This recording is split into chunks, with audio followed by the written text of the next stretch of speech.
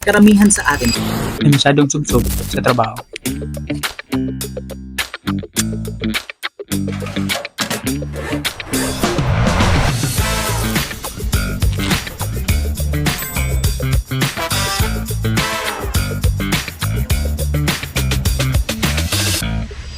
It's been a week simula ng first duty ko. Kaya allow me to introduce them.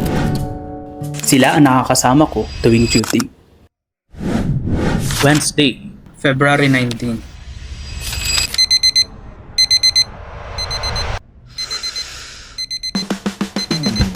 4:30 AM. Last day of duty. First thing first, kailangan muna natin magbanat ng buto. And especially, kailangan natin panatilihing malinis ang ating workplace. Second tip, blow baguettes. It's already 6 AM in the morning at kailangan na nating maayos ang ating sarili.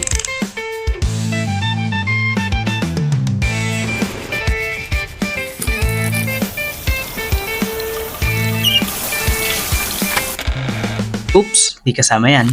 Basically, ito ginagawa namin araw-araw. Since it's our last day of duty, kailangan naming i-turn over lahat ng duties and responsibilities sa susunod na shift. And pure duty. Uwi na.